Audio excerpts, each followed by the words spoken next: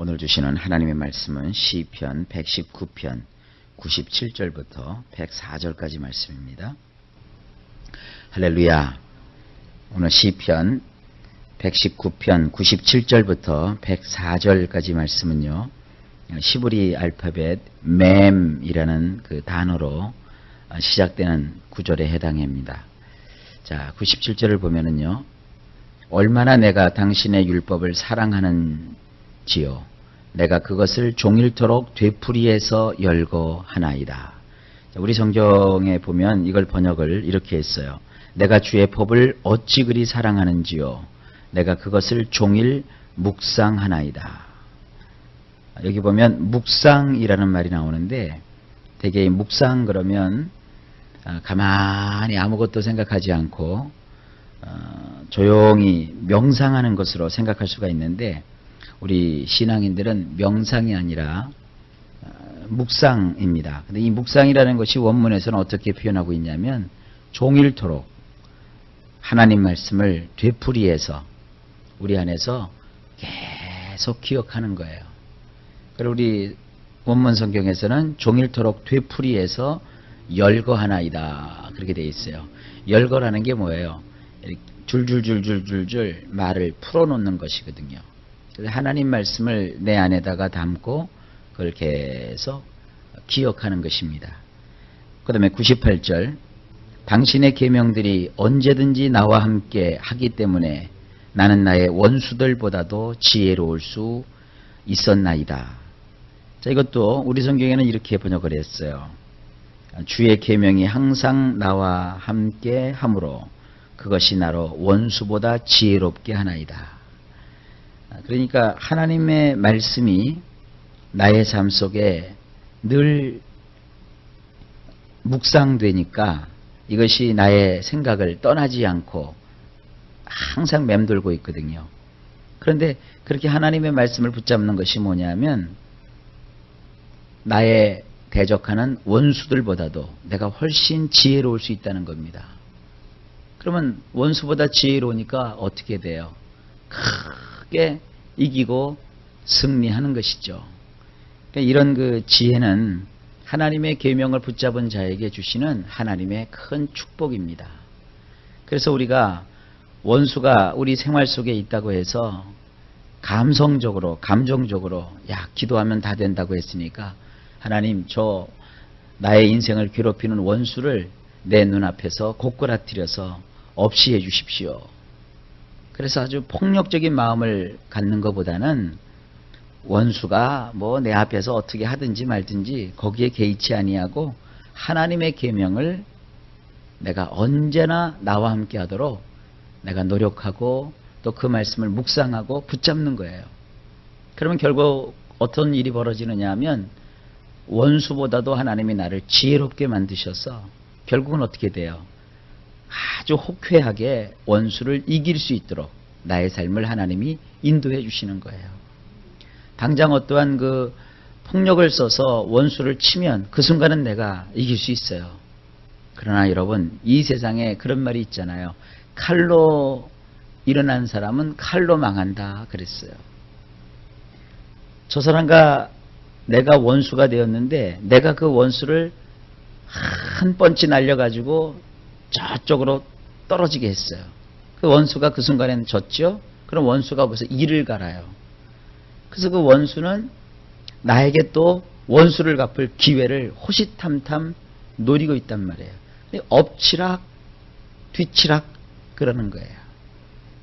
지혜롭게 하나님 말씀대로 살아야 되는데, 우리는 하나님 말씀대로 사는 것을, 하나님의 말씀을 뭐 이렇게 이루려고 하기 위해서 세상 것을 막 두드러 부시고 다 없애버리고 깎아내리고 이래야 하나님 말씀이 쓰는 줄 알아요. 아니에요.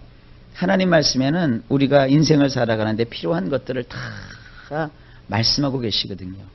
뭐 예를 들어서 노하지 말아라. 듣기는 속히 하고 말하기는 더디야 해라. 또 이마에 주름살이 있고 머리가 희끗희끗한 노인 앞에서는 고개를 들지 말아라. 이게 뭐냐면, 노인들 앞에서 고개도 들지 못하고 가만히 기죽고 있으라는 게 아니라 그들이 말하는 얘기를 들으라. 하는 거예요. 근데 이 젊은 사람들이나 이런 사람들이 그 말을 잘 안 들어요. 그리고 이 세상 정부와 권력자, 위정자들에게 너희가 순종하라 그랬거든요. 왜냐하면 우리는 하나님의 통치만 받는 게 아니라 세상 정부의 통치를 받게 되어 있어요.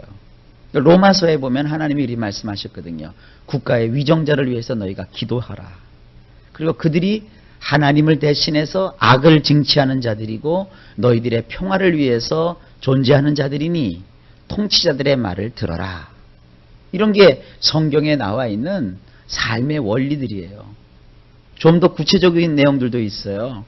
로마서에 보게 되면 국민들로서는 국가에다가 세금도 잘 내라.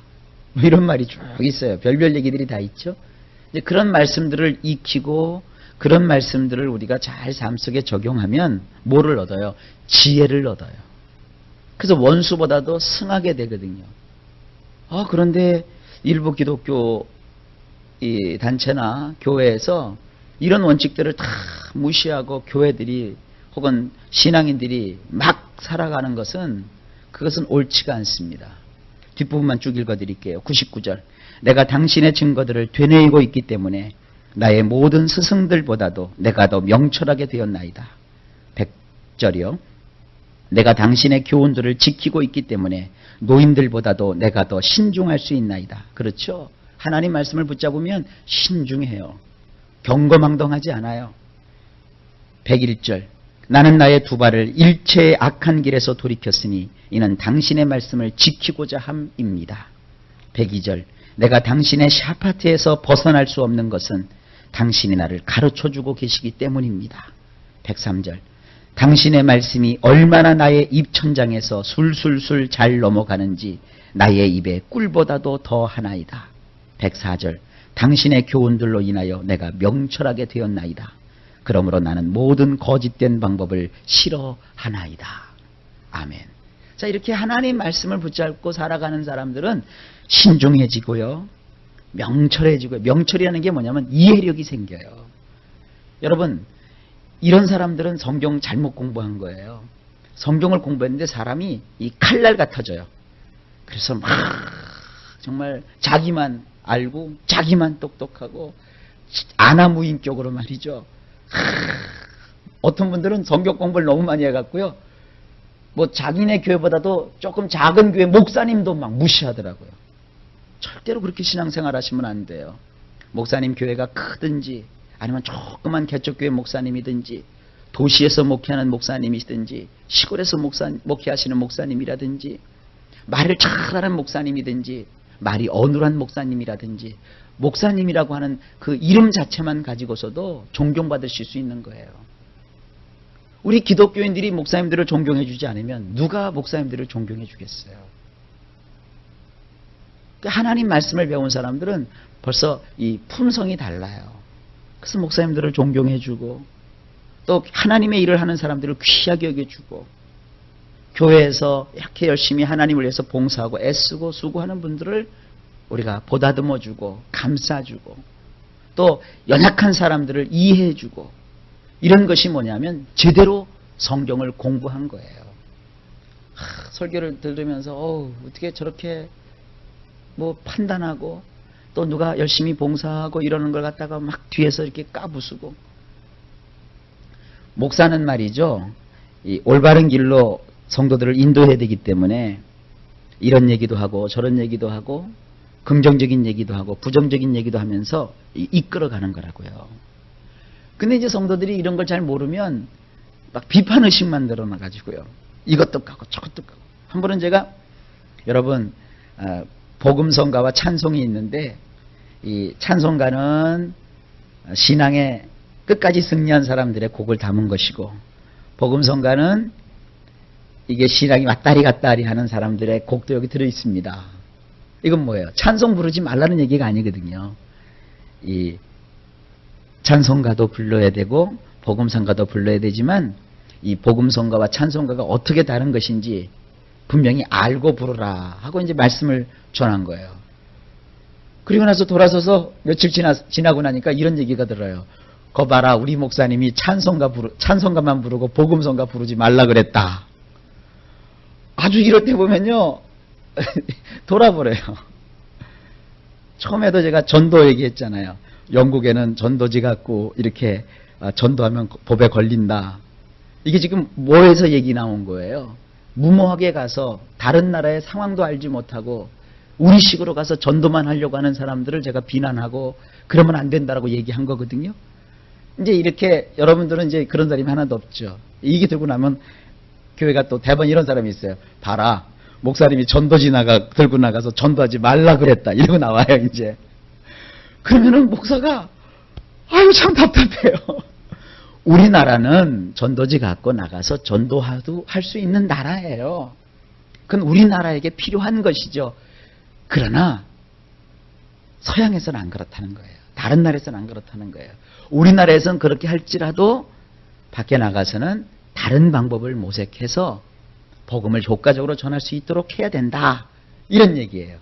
이런 그 지혜를 여러분들이 가지시고 신앙생활을 꼭 하시기를 바랍니다. 여러분, 예수 잘 믿는 게 뭐냐? 말씀 들고 말씀 배우고 그래서 우리 마음이 정말 후덕해지는 거예요. 오늘도 많이 용서하시고 사세요. 오늘도 상황 속에서 많이 이해하세요. 그리고 오늘도 많이 참으세요.